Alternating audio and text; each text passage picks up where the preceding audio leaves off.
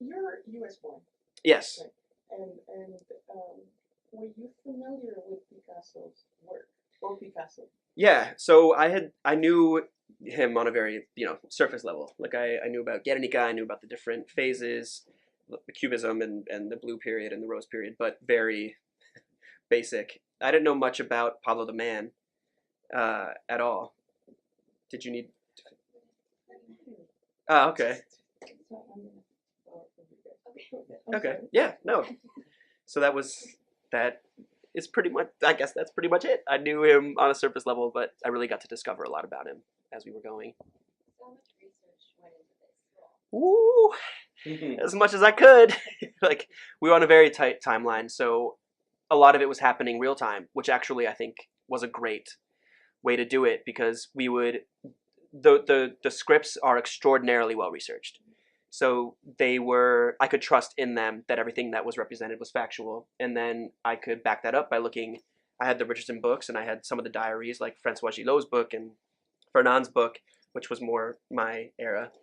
So having those resources, I could read a scene, and it would reference something, and I could go read about, say, the opera, or I mean the ballet that he created, or the opera that he had seen, or these different things that he had done, and that was helpful for me. Substances and all included.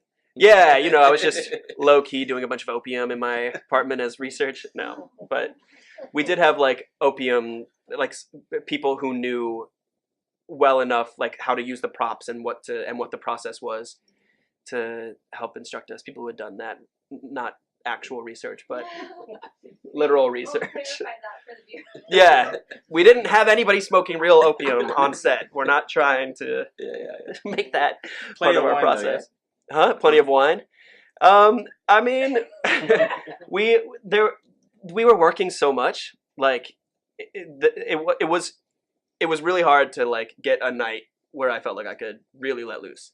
So I wish, but definitely there were like dinners and stuff where you would have a couple glasses and try to pack on the Pablo pounds.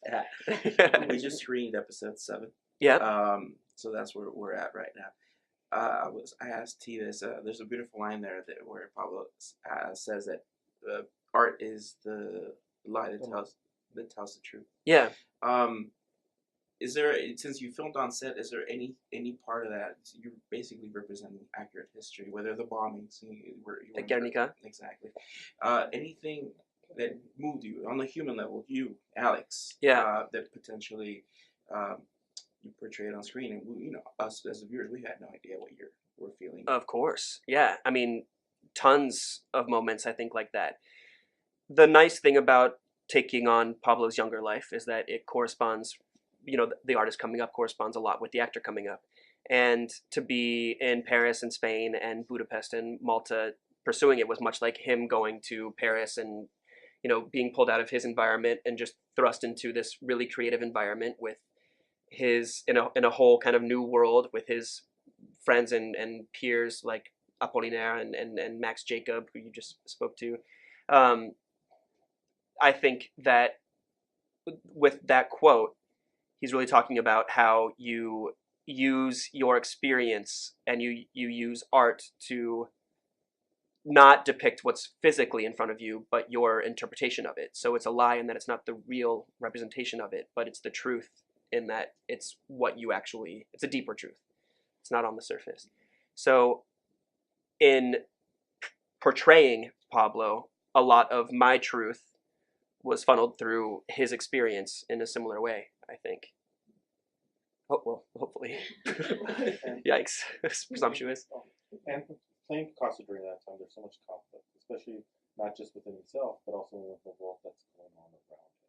Yeah. I mean, to adapt yourself to that character, to be a part, to try and get, how much outside of his life did you have to study and have to go apart just to try and get with what the time period was? Oh, yeah. So much chaos. Well, the nice part about being in a production like this is that the costumes are constructed down to the button, so they're period appropriate, and the makeup tracks his life up by real images very like specifically, and then the sets are just extraordinary. So that does a lot of the work in terms of transporting to the time period and getting the feel. What I had to do was figure out what the political culture was like and how that would affect the decisions that he was making and his outlook. And a lot of that's written into the books about him. You know, a lot of them bring in the outside circumstances to his life, and the scripts did that as well. So the research that I really had to do was minimal in that way because so much of it was done for me. But I definitely went and sought information where I felt like I was lacking.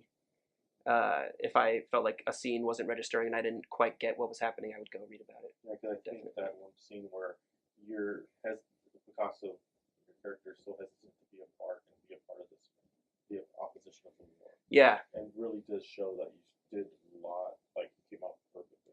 Oh, thanks. Really cool. Yeah, I think war is a really tough thing because until it's you who's called on in a real way. And at that time, Pablo had a platform, but you know, it's actually kind of fitting. It's like, you know, Antonio has a real platform and I'm here like young Pablo, not quite there yet. And I think that responsibility comes with a lot of factors. So in my timeline, it's similar to my life. You get to play Pablo in a period where, in some ways, he's still a bit innocent. Yeah. Even though he's very short-tempered. Right. Which goes through his whole life. Yeah. But I think, do you think that the people around him, because I think that's what I find Picasso interesting, is the people that are around him. Mm-hmm. The people that he surrounded himself with.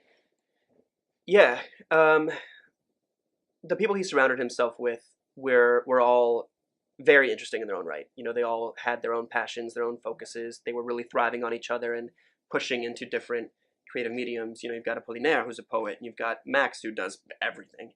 And then you've got Pablo, who's painting, and then he'll draw and he'll sculpt and he'll do as he goes on through life. And then you also have all of the women who are feeding him, you know, all of this emotional fire that he's transforming into art. And all of those things, I think, in my timeline, do contribute to his growing up, as all of us, you know, especially I do late teens through 40. So in the 20s in particular, I think it's a very fiery period for most people where you're like figuring out who you are. You've always been in a system, and then you're just like set free in the world, and you have to find out who you want to be and who your people are and where you fall in the scheme of things. And for Pablo, it's just nice that we have it documented so we can really see it because it wasn't so long ago. Yeah. Do you like Pablo? Alex. Do I like does Alex the person, the dude? Like Pablo the dude? Would you chill with him? Would you be like, you're an asshole? Or I think, you know, you have those. I think you have those friends who are tricky, where you'd be like, I think I would absolutely love to chill with him, and I would just be like, you're being a dick right now. Yeah. And he would be like, I like you for saying that, and I'd be like, yeah, but you're being a dick. No, I don't really. I think that he's a normal guy in an extraordinary life. You know, all of his relationships, he really fell in love with the women that he was dating, and he really fell in love with the concept of love, and he like went all the way in. I think he just fell out first, so he left all these women kind of pining for this thing that they had that isn't. And he's got the money and the fame and the credibility and the genius and all the things that come with that recognition. So a lot of people are chasing after him, and I think that leaves a lot of destruction when he's just trying to find something to inspire him. You know, I don't think he meant badly, really. I think that he just left a lot in his wake because he was constantly searching. And that, you know, isn't a kind way to treat others, but I don't think that it was intentionally malevolent. Did you learn any points in painting while doing this? Because you look like you were actually, like you knew kind of what you were doing there. Yeah, well, thank you. That's lovely to say. I did paint as a kid for a couple years, and then we had this lovely artist, Andre Merida, who is in Malaga and from Malaga and friends with Antonio, who came in and spent an hour with me, kind of, especially for sketching.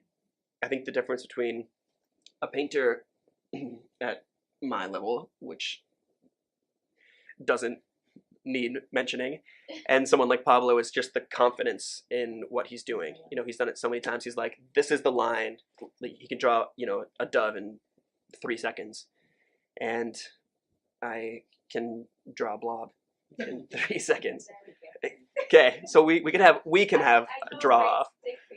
See? Yeah, that's like, people ask me if I cook, and I'm like, I make just the best cereal. Yeah. So you would be like the homie in class that would do the stick figures with the flip book. Right. Yeah. Actually, if I could do a flip book, I would be like, I'm actually the dopest. I would be like, I just made a cartoon. Yeah. Pablo. Yeah, Pablo's cartoons, which he kind of did. You know, he did caricatures.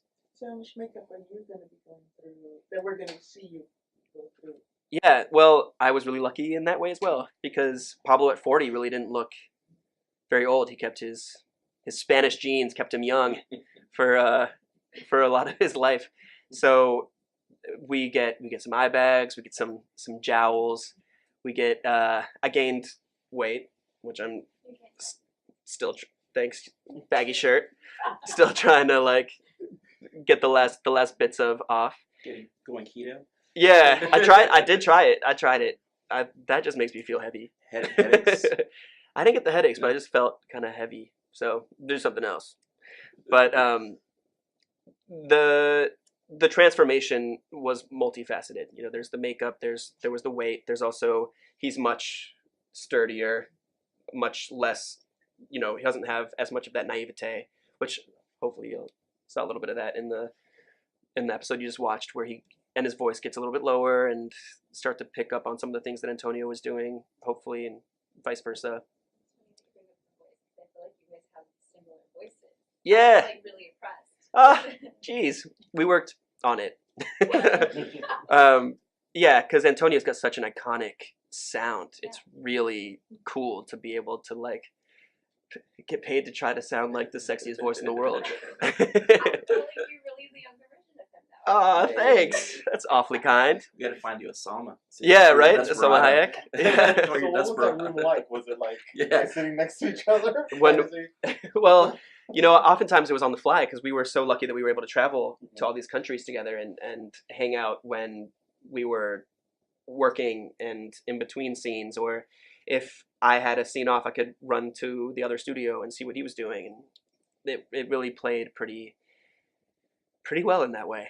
And he's such an open, collaborative, loving dude that it helped to bridge some of those gaps, and I was really fortunate to have such a great partner in Pablo. Do you guys play like the game of Mirror, like hola, and you're like, hola? I wish. If you guys interview him again, be like, can you all just do that?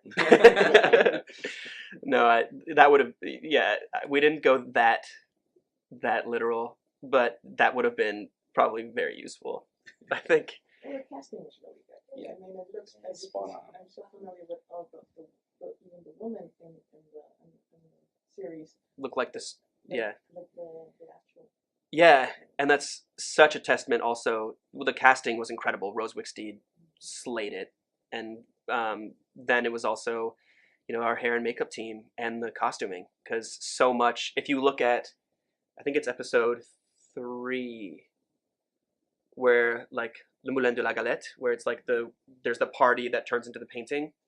And the way that they posed the 3 women and the hats, and they like Sonu recreated the costumes to the like nth degree, where I took a picture of our like a picture of our set and a picture of the painting, and I put them together, and I was like, damn, because it was really well done. And then Davina with the hair, like everything was just exceptional, and the positioning of their faces, it was extraordinary what they were able to accomplish. So I don't know the actress name, but the actress that plays Fernand? Gertrude Stein. Oh, Gertrude Stein, Tracy Chimo. I mean, that's dead on. Right? Right? How good is she? And like to get the comedy and the heart and still keep it so grounded, and I mean, and the way that she looks, because there's the paintings of her which really aren't supposed to look like her because that's how Pablo paints. And then you've got the pictures of her, and it's like you see both. You're like, I see what Pablo sees, and I see what the real woman looks like, and the real woman looks like the real woman, and I'm just constantly blown away. Yeah, it's like Theo, and this was the same when they age him, and the prosthetics, and Dora with her nose, and really everybody. It was well done. I love the enthusiasm you have. You seem really like excited about shooting this. What was the fun part about shooting this series for you? Woof. The most fun part about shooting the series, there's it's so hard to choose one. This is like an actor's dream. Everything that I think an actor wants to do, I really got to do in this project. I got to play in a period, got to play a real person. I got to work with an incredible actor and share a role. I was able to travel. I shot in real locations with incredible makeup and costume and set and directors and Ken, our showrunner, and Matthias, our DP. It's like there was no ball was dropped, and there was nothing, and an accent. Forgot that, which is like the biggest challenge. Oh, thanks. But to be able to do all those things and wrap them into like my first lead in anything was just terrifying, but also really rewarding and thrilling and exciting.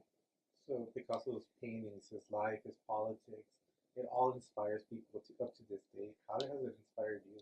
Yeah, a lot of ways. I mean, the one thing that kept recurring was how driven and how ambitious and how single-minded you have to be a genius who recognizes potential and gets recognized for it.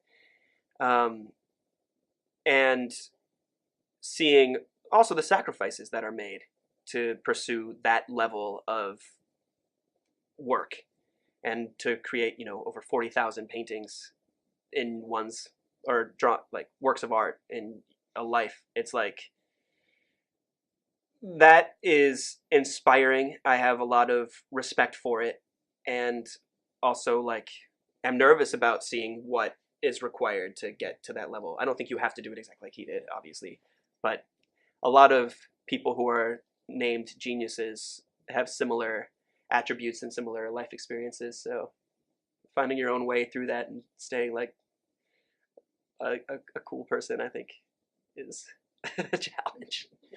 Yeah. He was 93 when he passed. Yeah, he lived a very long time, and it's with that much life comes a lot of experience, and he really went for it. Would you say that would be one really good example of La Dolce Vita? Yeah. Yeah, like the best of pretty much everything. Granted, he worked hard for it. Yeah, I think especially on the outside, he had the best of everything, but he did work extremely hard, and I think all of the external trappings of a life of success really didn't do much for his emotional. I think he was a tortured guy. He had a lot of failed relationships. He was always searching for love and acceptance in the people that he was, acceptance, but love. I mean, he was a man of his own volitions, but he suffered for it in a lot of ways. Even if he had the nicest houses and the most beautiful people around him, it wasn't always easy, as it would never be for any person. Can you tell us about Alex then? Well, what about me? What do you want to know? It's no mystery that a lot of times you put a big part of you into a role. Yes, this is a real person, and you're following biography, right? But there's still a lot of it in there that's you. Can you allow us to see what parts are those? So as a spectator, we have the privilege of seeing it and be like, hey, that's Alex right there. Yeah. The smile. Yeah. minus the tooth, unfortunately, which I think was actually very charming in Pablo. But it's impossible for any actor, I think, to try to do a person justice without involving their own experience. And the young artists struggle, whatever art you're pursuing, even if it's the art of politics or of business or anything, I think is extremely similar and universal. So a lot of my experiences with, even failed relationships and stuff that happens to people is for sure fueled into Pablo. Also, a lot of my experiences on set, I'm like, I was doing what he was doing while we were both doing it. So breaking hearts. like, well, not the breaking heart, but I mean like leaving my town and going to pursue my dream and like living in this world where I started to feel more comfortable on set and I started to really come into my own voice as an actor on this set, real time, while we're portraying this artist who's doing the same thing. I didn't expect how consistently it would translate into the scripts that we were doing. Because if, when we got to Paris and I'm 17 and I'm being told by like my teacher, why aren't you in class, you dick? It's like, I've definitely had those conversations where people are like, why aren't you in acting class? It's like, because I'm doing a million self-tapes. Like, it's not like I'm not working. Yeah. Like, I'm not in class right now because I'm like following my own way in, and I'm still doing it every day. But you struggle with a lot of the same things in whatever capacity or whatever genre you're pursuing in life. I have time for one more question. Make it a good one. No pressure. Yeah, don't worry, guys. Just the best question you've ever asked. Yeah, I was just trying to find out more about Alex. Oh, did I not give it to you? Okay. It was great. Where are you from? Yeah. Yeah. Well, I was born in Cleveland, Ohio, which is, the most Spanish place in the world. Yeah. But I grew up in Florida, in Naples, which is my hometown. Yeah. That's real close to Florida, Georgia. It's really close to the Everglades. It's like right across from Miami. Little tucked away. You gotta have like 75 years life experience to enter type of place. All right. Yeah. I dig it. What Yeah. made you want to be an actor? Why? Yeah, what made you want to be an actor?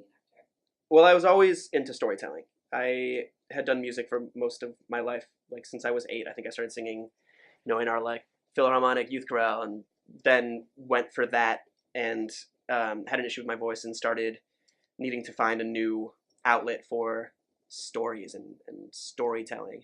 So acting seemed to make sense, and then it was a learning curve to try to figure out how to invest yourself in someone else's life. And I am still on that journey because there's a million different stories, well, billions of different stories to tell, and people, it's never gonna end. Yeah. Yeah, I've dabbled in all of it, and I would like to expand into all of it eventually. Right now, I want to focus on becoming the best actor I can. I think that's a bottomless pool. So until like it's going to be a while before I start to, I think, branch into some of those, because there's just so much to pursue that I want to still explore with acting. And I don't know if that'll ever go away, but I am interested in the other sides of the business.